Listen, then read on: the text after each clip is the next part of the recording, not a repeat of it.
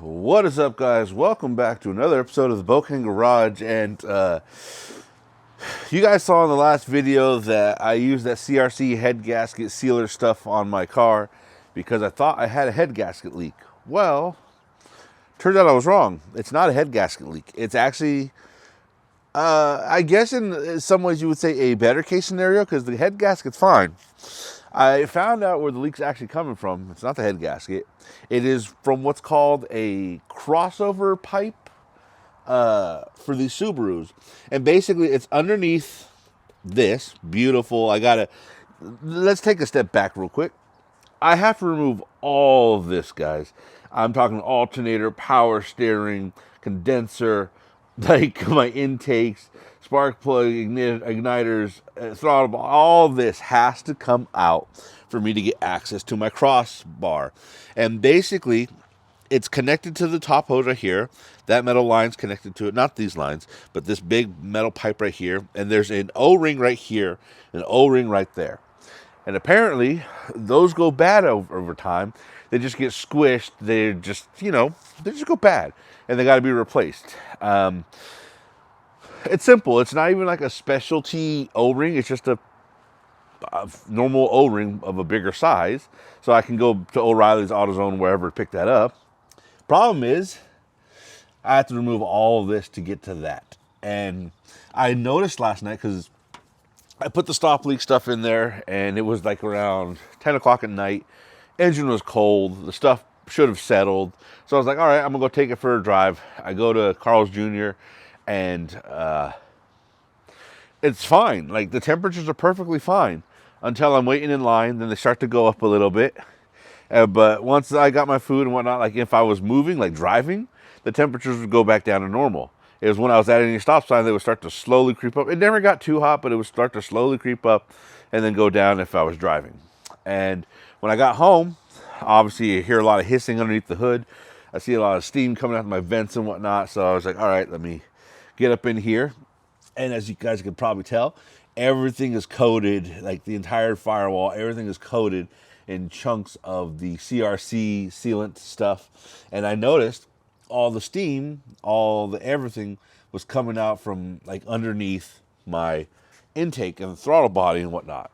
And so I did some research online, and everyone's saying that really the only spots in that area that go bad are those O-rings. And it kind of makes sense because the reason why I thought it was the head gaskets down there is because one of those O-rings is right here. So it pulls up and whatnot, and it was just leaking out the back on top of where the head gasket area was. So that's what made me think it was the head gasket. Same with this area. The other one is, I can kind of see it, like right up in there, down there. You can kind of see it. So anyways, the other O-ring's right there in this area. And that pulls up when it leaks, and that was leaking out over here. So it kind of matches up with everywhere that the thing was leaking. So today we are going to be ripping apart the engine pretty much to get to that cross pipe. Couldn't find too many videos online of people doing it to EJ22s or to even Imprezas. I saw people doing it to Outbacks. I saw people doing it to like newer style Subarus and whatnot, but not very many people doing it to the older styles. So we're just going to hop right into it. I'm probably not going to do too much talking today. I'm just going to get into it, and you guys will be along for the ride.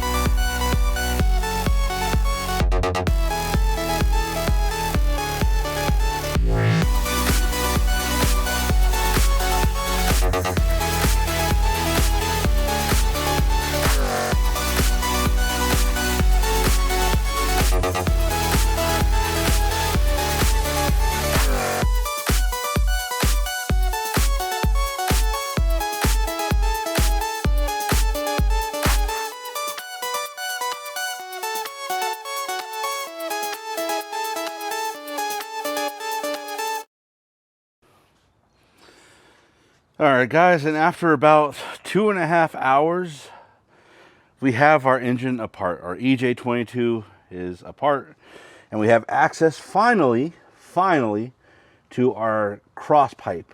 Now, as you guys can see in here, it is dirty. Like, it is just, there's old pieces of plastic from like the coverings to the wires and whatnot. So I got some more coverings. I'm gonna definitely wire those up, protect those before we put everything back together. But just look at how caked up this engine is of grease and whatnot. And you can see the pools of coolant there and back there.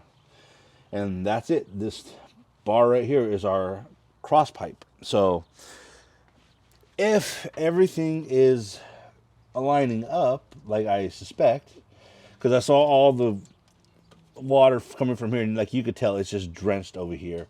And I don't know if you can see right there, you can definitely see signs of water and corrosion, especially on that side. I guarantee you these pipelines are probably just dead. So it's just 10mm bolts that hold them on. So we'll get that off, we'll inspect the O-rings, and we'll go from there, because should be all there is.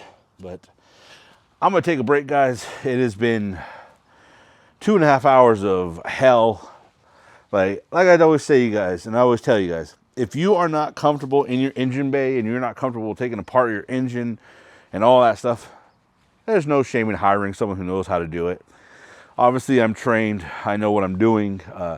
Obviously, I've never done this kind of work on an EJ engine before, but in terms of working on engines, I'm trained and I know what I'm doing. So you just got to be careful. The only things that I lost in this is a couple fuel lines, because they just absolutely refused to come off. So I cut them. It doesn't matter. I got more fuel line there, and if not, I'll just take the 8.6 to go get more fuel line. It don't matter. All right, guys, we're back from our small little break, just trying to get these wires out of the way. If you guys are going to work on your EJ engines, whether it's EJ20, EJ22, EJ18, EJ25, they're slightly different, obviously, with more lines and things like that for the EJ25 and whatnot. But essentially, they're more or less the same when it comes to your wires and your plugs. Just be careful, because even though you may not see them from the top, there are some wires and plugs that run through and around the intake manifold. And you don't want to destroy them, obviously, because then you're going to have bad car issues in the future. And this whole project is trying to prevent and fix the bad car issues that we're having now. So don't want to add more to that, you know what I mean? So the cross beam, cross pipe, whatever you want to call it, whatever it is called, just held on with 4 10mm. Now, I'm going to try and be lazy, because like I said, I've been working on this for a couple hours. I don't know how I'm going to edit all this footage for you guys to see. Obviously, you're not going to see all 10 hours of it, but it was not fun. It was definitely a test in patience. It was akin to basically tearing apart the engine bay, or like the engine itself, which is kind of funny when you think about it. But you can just tell this engine bay is just gunked up, dirty. You can tell it's had a lot of, 30 years of oil and coolant and all that on it. So poor engine. We're trying to take care of it. We're trying to do everything right by it and whatnot. But I'm trying to, like I said a moment ago, be lazy and not remove my main coolant hose, because that's what this cross beam, cross pipe connects to. It connects straight to the upper radiator hose, and then I believe goes straight into the heater core as well. That goes into obviously the cabin area. But I want to see if I can, get around having to remove those pipes. So yeah. Oh wow. I gotta get you guys up in here. So, sorry, you're being flipped up and side down and all around in this video today, but look at that, guys. I don't know how, if you can tell, that O-ring, that thing is smashed. So that's not sealing nothing anymore. You can actually see signs of water inside the O-ring on there on the right. So that's definitely a failure point where some water was leaking out. That's crazy. Left side or right side, I guess, to depend which way you're looking at it, it's also just a smash. That thing is just destroyed.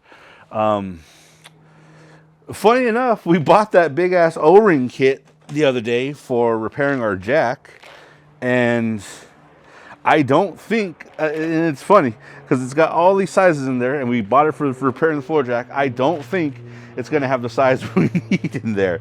So I think we're going to have to make a run to the store regardless if we want to or not. So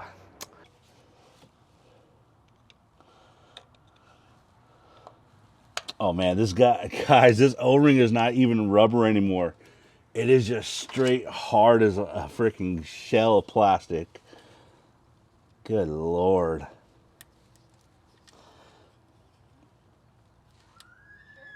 I can't even cut it with my knife. Like, it has just become actual plastic at this point.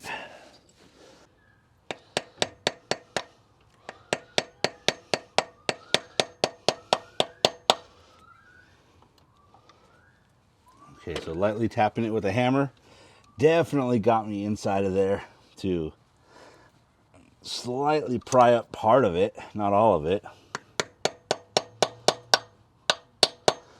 And if you guys are going to be hammering things like this, you got to be gentle. Don't go like full Thor on the damn thing because you don't want to damage anything. And by that, I mean the surfaces. You don't want to damage the mating surfaces at all. All right, guys, so we are back from O'Reilly's, Cragen, AutoZone, whatever you guys want to go. And literally all this work, 3 hours, 2.5 hours of taking your engine apart, all so you can replace this crusty, dusty, musty, broken O-ring. Like, I'm trying to get you guys in here. We pressure washed a little bit, not too much, just trying to get some of the gunk out of here. The old one literally just broke apart. I could not get it off in one piece. This one came out okay, but you can tell it is just crushed, it's destroyed, it's chipped, and that chip wasn't even from me, so it is what it is. But all that work just so we can replace it with these little 50-cent freaking washers. And I don't know where it went, but my random washer kit that I bought from Harbor Freight did not have the right size, so I had to go to O'Reilly's. 50 cents each. That's not, obviously it's not like gonna break the bank, but like all this work just to replace a couple washers. You can't make this stuff up, guys. You just can't. So I'm gonna pop them in. All right, so I got two different little sizes that are bigger than the one that I had. That one fits right in nice. That one fits in so nice I can't even get it back out. So that might be the one we go with. Well, I just got two different sizes just in case, guys. Like, honestly, you can never be too sure. And yeah, one of them's just a bit too big, which is kind of what I figured it would be. But, you know, again, I'd rather be safe than sorry.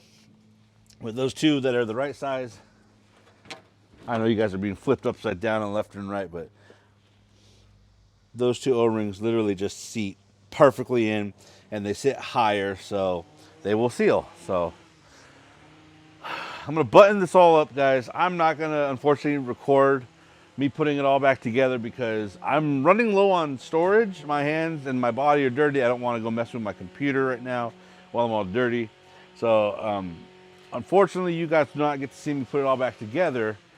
But you know, you saw me take it apart, at least in snippets, and I know this has not been the most informative video, but this is honestly not something I would recommend you doing if you're not familiar with car work. So yeah, I'm gonna put it back together and I'll see you guys in a moment. All right, guys, and about 2.5, 3 hours later, actually a little bit more because there's some stuff I had to try and button up that I kind of forgot. I got parts on, and then I kind of remembered that fuel line. I think that's a fuel line down there. I forgot to button up and blah, blah, blah, blah, blah. But 3 hours, 4 hours, I forget how many hours later, the engine is back in. We are buttoned up. We are out of focus. Because why would we have focus right now? I am tired, guys. I am dirty. So I can't even focus on where I'm filming right now. But yeah. The car is back together. So before I run out of battery life and I run out of, you know, storage on the hard drive, I'm gonna set you guys up. We're gonna fill up the radiator. We're gonna fire up the car, and you guys are gonna watch for me and see how bad I'm leaking.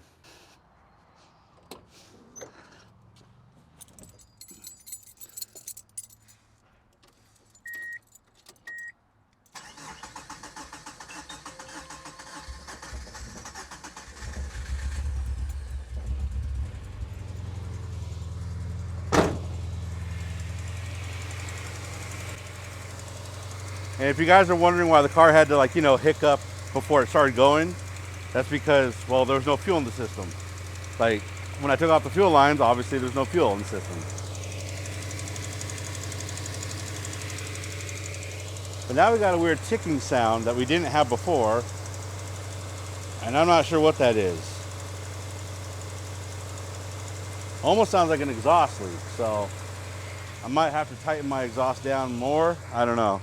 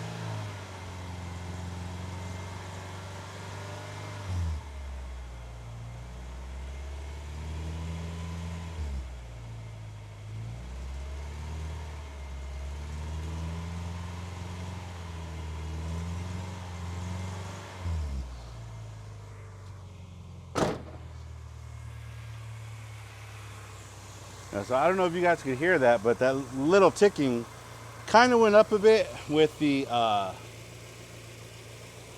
brain can't think, with the acceleration, but now it's gone. So I don't know what that is. But I don't see a fuel leak, so that's a good sign. And obviously we just barely started, so I don't see a coolant leak yet, so that's also a good sign. But the engine's sounding good. Keep putting and topping off the coolant, because obviously the system's pretty low. Our coolant reservoir is doing pretty good right now. It's got enough coolant in it. I don't know how well you guys can see what I'm doing. Sorry, I'll move you over here. Engine's sounding good. I can't complain about that. That little ticking sound though, it's gone for now. Again, I don't know what that was. I'm gonna see if I can get it back again.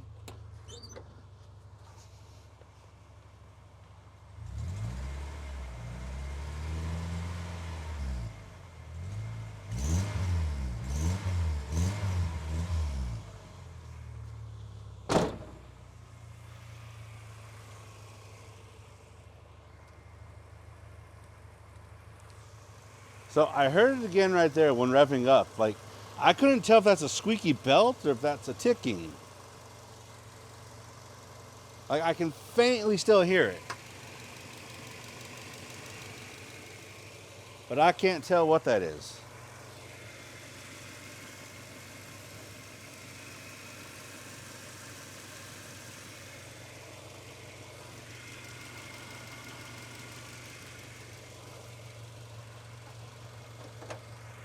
Bring the camera over to the left side, passenger side engine.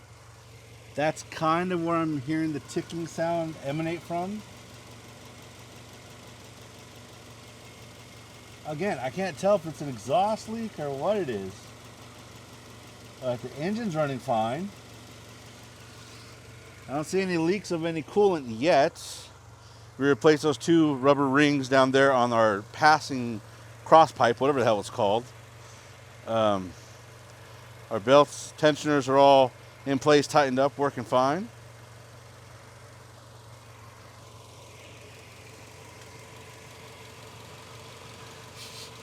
Trying to smell around. I don't smell any like burning oil or nothing like that. So I'm gonna call that a good sign so far. That line right there, that middle line that I was worried about, seems to be holding up. I think it's a fuel line. Might be an oil line, might be an air line. I doubt it's an air line. It's either a fuel or oil line, I'm sure, but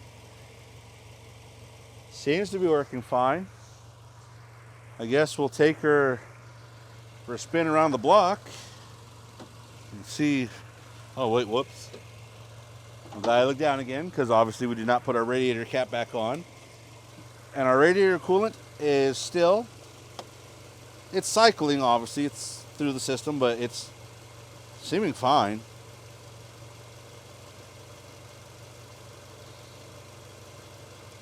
This will fill that up. We'll put the cap back on so they can build up its proper pressure and everything. Our reservoir is still full. And the only leaks I see on the ground are from where I just poured.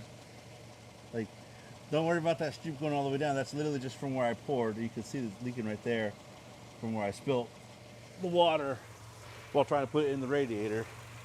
I'm gonna take it for a spin. Camera's about to die. I don't know if you guys will get any driving footage. Well, we will definitely try.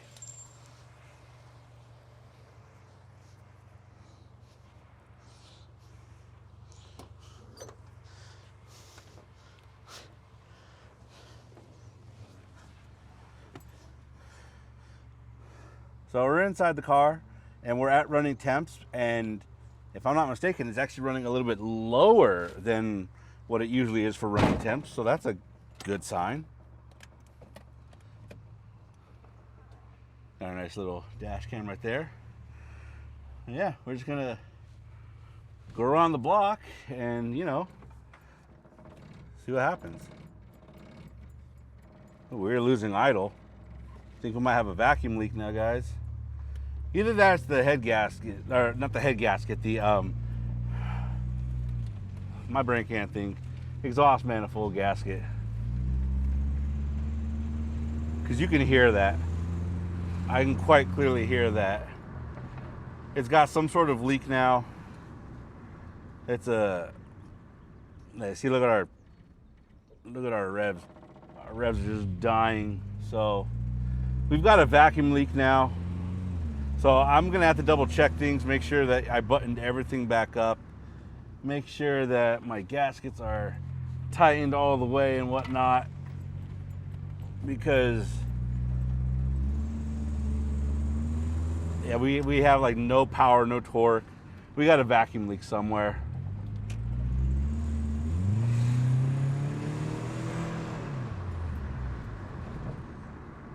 We definitely got a vacuum leak somewhere.